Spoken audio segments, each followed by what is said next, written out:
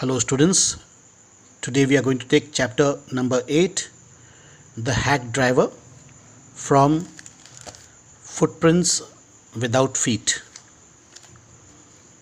A young lawyer comes to a village to serve summons on Oliver Lutkins. A friendly hack driver takes him round the village in search of Lutkins. Does he find him? Who is Lutkins?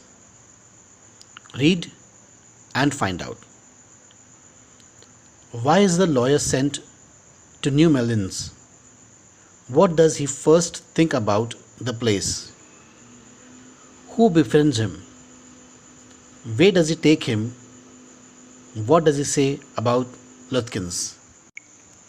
After graduating with honors, I became a junior assistant clerk in a magnificent law firm. I was sent not to prepare legal briefs, but to serve summons like a cheap private detective. I had to go to dirty and shadowy corners of the city to seek out my victims. Some of the larger and more self-confident ones even beat me up. I hated this unpleasant work and the side of city life it revealed to me. I even considered fleeing to my hometown, where I could have been a real lawyer right away, without going through this unpleasant training period. This is a story of a young lawyer. He graduates with very good marks and he joins a firm as junior assistant clerk in a magnificent law firm. But here his duty is not to prepare legal briefs, but he is sent to serve summons like some cheap private detective. Usually he was expecting that he would be taken into as a lawyer to prepare legal briefs and all that, but the task given to him is totally different, which he does not like. He is sent to shadowy corners, like wherever the gundas people, naughty people, they stay, people with criminal records. He had to go and give them summons. Sometimes these ruffians used to rough him up, used to beat him up and send him back. At times he felt like leaving this job and going away home, and he felt that if he was in his own hometown, which was a smaller place than this big city, at least he would have directly started his lawyer business. So I rejoiced one day when they sent me out 40 miles in the country to a town called New Melian to serve summons on a man called Oliver Lutkins.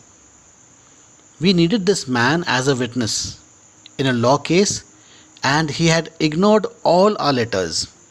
So when the author, he was sent to a distant village, a village which was 40 miles from the city. The name of the village is New Mullion, and he was happy. In fact, people would have cribbed to going so far and to deliver a summon to a person called by the name of Oliver Lutkins. He went to deliver a summon to him. Now, who was Oliver Lutkins? Oliver Lutkins was a person who was wanted as a witness. He was a witness in some criminal proceedings, and whenever letter was sent to Oliver, he did not respond to the letter. He always avoided coming and giving his version of his what he had witnessed. So the author Sinclair Lewis, he was happy to go to this village and serve a summon to Oliver. When I got to New Million, my eager expectations of a sweet and simple country village were severely disappointed. Its streets were simple. Its streets were rivers of mud, with rows of wooden shops, either painted a so brown or bare of any paint at all. The only agreeable sight about the place was the delivery man at the station. He was about 40, red faced, cheerful, and thick about the middle.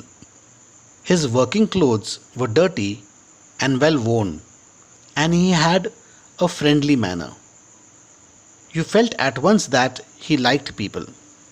So when the author S. Lewis he arrived at this place at New Million, he was not at all happy.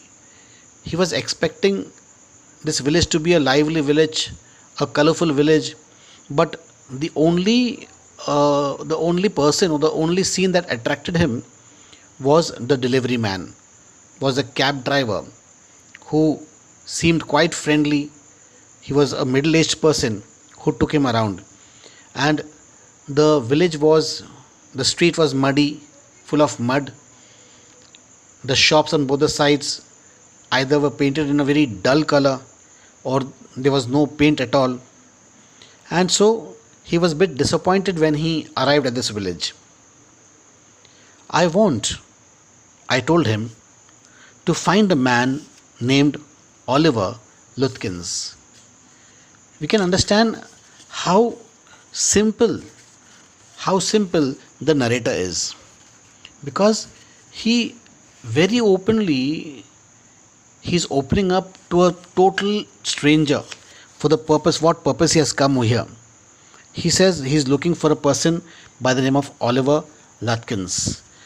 So the driver, the taxi driver, he said, Lutkins, I saw him around here about an hour ago. Hard fellow to catch though, always up to something or the other. He's probably trying to start up a poker game in the back of Frid's shop. I tell you, boy, is there any hurry about locating Lutkins? So this hack driver, this taxi driver seemed to know Lutkins. The moment the narrator mentions his name, he said, okay, Lutkins. He says, I have seen him an hour ago, and it's not easy to catch him because he's always on the move. Lutkin is never at one place. He's never steady at one place. But he says, I think you'll find him at Fritz's shop. He's trying to start a poker game. What is a poker game? A game of cards. So we might be lucky enough to find him there. So if you're not in a hurry, I will take you there. Are you in a hurry? He says, to trying to locate Lutkins. And the narrator very simply says, yes, I want to catch the afternoon train back to the city. I was very important and secret about it. Why he wants to go home early. He was very secretive about his own private life, but the purpose he has come here, he has openly told a total stranger that he wants to give a summon to Lutkins. Why did he open up to this stranger? Because he felt that the stranger, the hack driver was a very friendly and cheerful person. He seemed to be very helpful. So therefore, the narrator S. Lewis, he opens up to him. Yes, I want to catch the afternoon train back to the city. I was very important and secret about it. I'll tell you what, I've got a hack. I'll get it out and we can drive around together and find Lutkins. Hack is a Tonga. I know most of the places he hangs out. He was so open and friendly that I glowed with the warmth of his affection. I knew, of course, that he wanted the business, but his kindness was real. I was glad the fair money would go to this good fellow. I managed to bargain down to $2 an hour, and then he brought from his house nearby a sort of large black box on wheels. He remarked, well, young man, here's the carriage. And his wide smile made me into an old friend. These villagers are so ready to help a stranger. He had already made it his own task to find Oliver Lutkins for me. So the hack driver, he is very friendly to the author S. Lewis. He says he knows where Oliver Lutkins generally hangs about, and he offered to help him. And he said, "Okay, I'll get you a hack, and you can pay me a certain amount." The narrator bargains it, and he says, "Okay, I'll give you only $2 per hour," and the deal was made. So this hack driver, he says, "Okay, now let's go and find Lutkins." He said, "I don't want to interfere, young fellow, but my guess is that you want to collect some money from Lutkins. He never pays anybody a cent. He still owes me 50 cents on a poker game. I was fool enough to play with him. He is not really bad, but it's hard to make him part with his money." So see how nicely this man, how well this man knows Lutkins. He said, perhaps he is making a wild guess. He said, perhaps you have come to collect some money from Lutkins. He says Lutkins is a fellow who does not easily part with his money, and he says about his own personal experience of how Lutkins has to pay him 50 cents on a poker game. Lutkins had played a poker game with him, and he pays him still 50 cents. He is not really bad, but it's hard to make him part with his money. If you try to collect from him in those fancy clothes, he'll be suspicious and get away from you. If you want, I'll go into Fritz and ask for him, and you can keep out of sight behind me." So now the hack driver offers to help the narrator S. Lewis. He says, "You are too fancily dressed, and the moment he sees you, Lutkins might slip away. So it is better that I go inside. I go to Fritz and try to find out where Lutkin is, and I'll bring him to you." I loved him for this. By myself, I might never have found Lutkins. With the hack driver's knowing help, I was sure of getting my man. I took him into my confidence and told him that I wanted to serve the summons to Lutkins. So when the hack driver was so open to the narrator said, "Actually, I have not come to take money from Lutkins. I have come here to give him a summon from the court. He has to appear at the court and be a witness to a particular case. I loved him for this. By myself, I might never have found Lutkins. With the hack driver's knowing help, I was sure of getting my man. I took him into my confidence and told him that I wanted to serve the summons on Lutkins. That the man had refused to be a witness when his information would have quickly settled our case. The driver listened earnestly. At the end, he hit me on the shoulder and laughed. Well, we'll give Brother Lutkins a little surprise. Let's start, driver. Most folks around here call me Bill or Magnuson. My business is called William Magnuson, fancy carting and hacking. All right, Bill. Shall we proceed to Fritz? Yes, Lutkins is just as likely to be there as anywhere. Plays a lot of poker. He is good at deceiving people. Bill seemed to admire Lutkins' talent for dishonesty.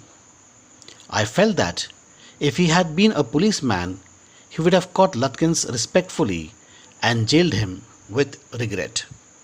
So now, when the narrator tells him his real purpose, why he's come here, so the hack driver, he says, okay, we'll give Lutkins a surprise.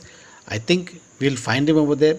And so when the narrator says, okay, driver, let's move, he is a little bit offended.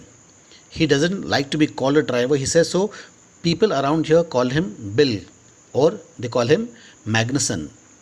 because the name of his business was William Magnuson Fancy Carting and Hacking. So he liked to be called by his first name or by his second name.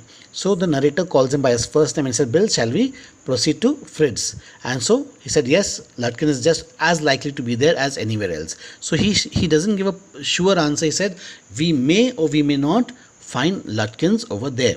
He said Lutkin plays a lot of poker, but he's at the same time he's very good at deceiving people. The way the hack driver was describing Lutkins, it felt as if he was a great fan of Lutkins.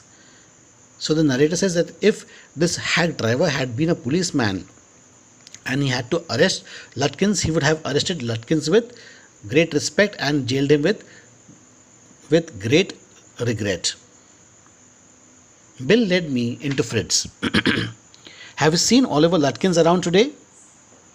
Friend of his looking for him, said Bill cheerily. Fritz looked at me, hiding behind Bill. He hesitated and then admitted, yes, he was in here a little while ago. Guess he's gone over to Gustav's to get a shave. So when Bill enters Fritz's shop, Fritz says that Lutkins was here just a little while ago and he has just left. He had just left a little while ago, and probably you might find him at Gustav's. Who's Gustav? Gustav is the barber, the local barber in the village. You might just find him at Gustav's. He must have gone there to get a shave. Well, if he comes in, tell him I'm looking for him. We drove to Gustav's barber's shop. Again, Bill went in first and I lingered at the door. He asked not only the Swede but two customers if they had seen Lutkins. The Swede had not. Swede, perhaps he is from Sweden, therefore he is calling him the Swede. He said angrily, I haven't seen him and don't care to. But if you find him, you can just collect that $35 he owes me. One of the customers thought he had seen Lutkins walking down Main Street, this side of the hotel. As we climbed back into the hack, Bill concluded that since Lutkins had exhausted his credit at Gustav's, he had probably gone to Gray's for a shave. At Gray's barber shop, we missed Lutkins by only 5 minutes. He had just left, probably for the pool room. At the pool room, it appeared that he had just bought a pack of cigarettes and gone out. So we pursued him, just behind him, but never catching him, for an hour till it was past 1 o'clock. I was hungry, but I had so enjoyed Bill's rough country opinions about his neighbors that I scarcely cared whether I found Lutkins or not. How about something to eat? I suggested. Let's go to a restaurant and I'll buy you lunch. Well, I ought to go home to the wife. I don't care much for these restaurants. Only 4 of them and they are all bad. Tell you what we'll do? We'll get to the wife to pack up a lunch for us. She won't charge you more than $50, and it would cost you more for a greasy meal in a restaurant. And well, we'll go up to Wades Hill and enjoy the view while we eat. So this hack driver very cunningly is extracting business from the narrator S. Lewis.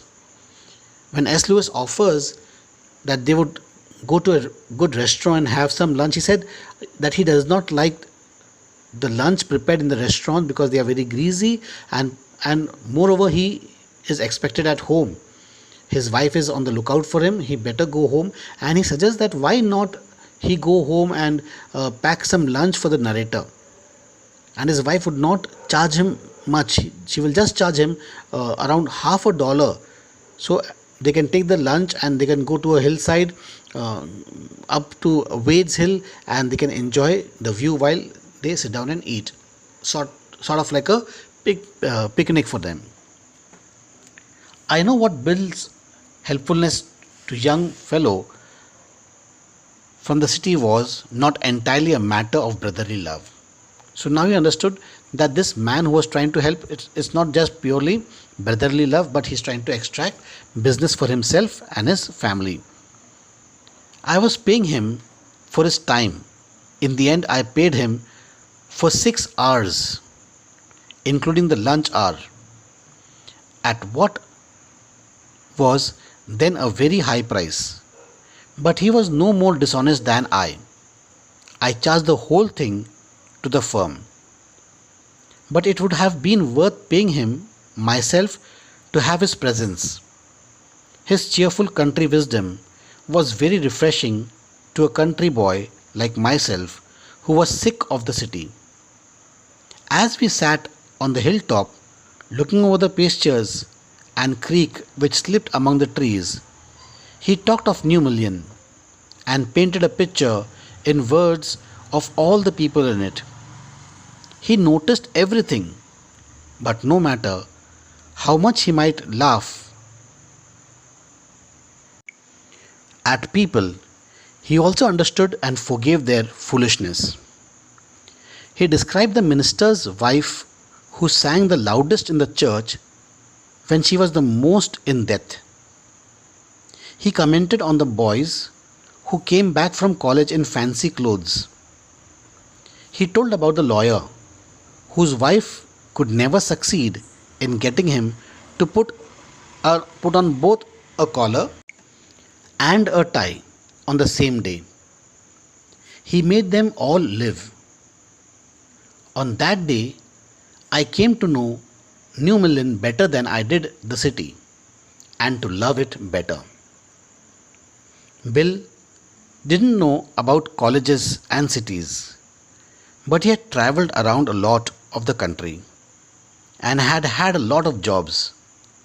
From his adventures, he had brought back a philosophy of simplicity and laughter. His strength, he strengthened me. We left that peaceful scene of meadows and woods and resumed our search of Oliver Lutkins. He could not find him. At last, Bill cornered a friend of Lutkins and made him admit what he guessed. Oliver's gone out to his mother's farm, 3 miles north. We drove out there laying plans. I know Oliver's mother. She is a terror, Bill sighed. I took a trunk out there for her once, and she almost took my skin off because I didn't treat it like a box of eggs. She's about 9 feet tall and 4 feet thick and quick as a cat. And she can sure talk. I'll bet Oliver heard that somebody is chasing him and is gone out there to hide behind his mother's skirts. Well, we'll try her. But you better let me do it, boy. You may be great at literature and law, but you haven't had real training in swearing. We drove into a poor farmyard. We were faced by an enormous and cheerful old woman. My guide bravely went up to her and said, "Remember me?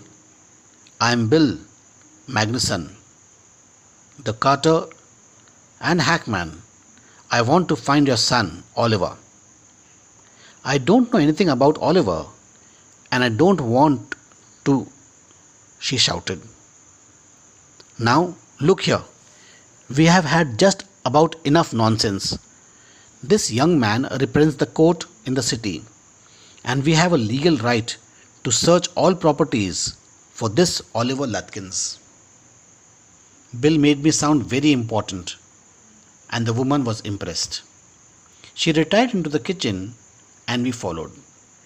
She seized an iron from the old-fashioned stove and marched on us shouting, You search all you want to, if you don't mind getting burnt first, she shouted and laughed at our frightened retreat.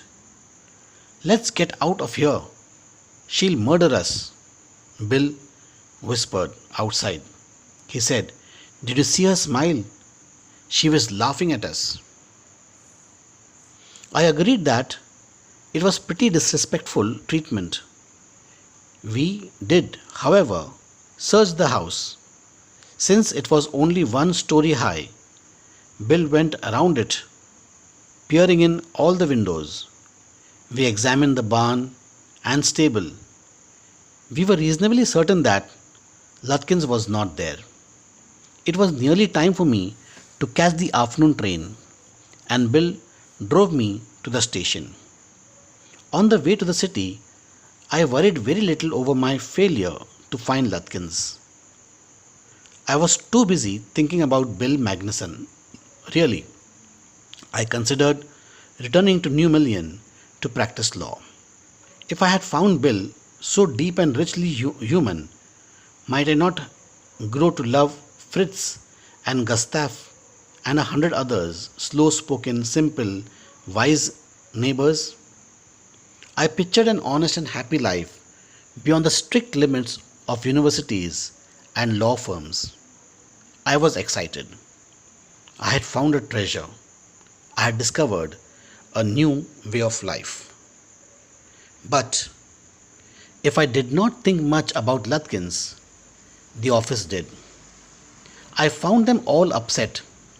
Next morning, the case was coming up in the court, and they had to have Lutkins. I was a shameful, useless fool. That morning, my promising legal career almost came to an end before it had begun. The chief almost murdered me. He hinted that I might do well at digging ditches. I was ordered back to New Mullion, and with me went a man who had worked with Lutkins. I was rather sorry because it would prevent my loafing all over again with Bill. When the train arrived at New Million, Bill was on the station platform near his cart. Strangely enough, the old tigress Lutkins' mother was there, talking and laughing with Bill, not quarreling at all.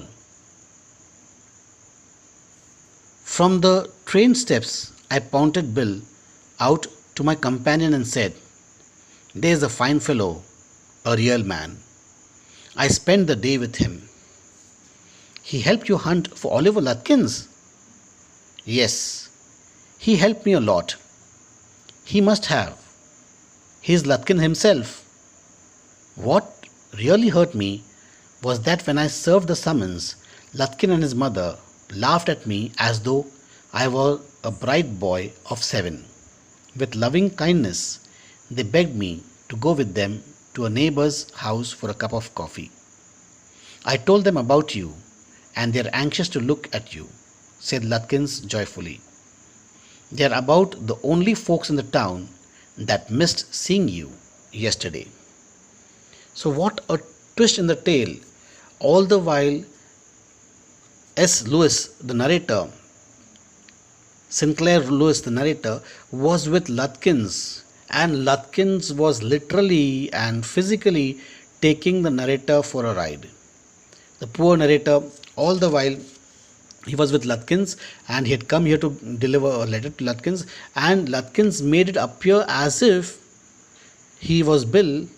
Perhaps he had taken the name Bill, and wherever he went, the neighbors, the people, the village folk, they kind of played into his tricks.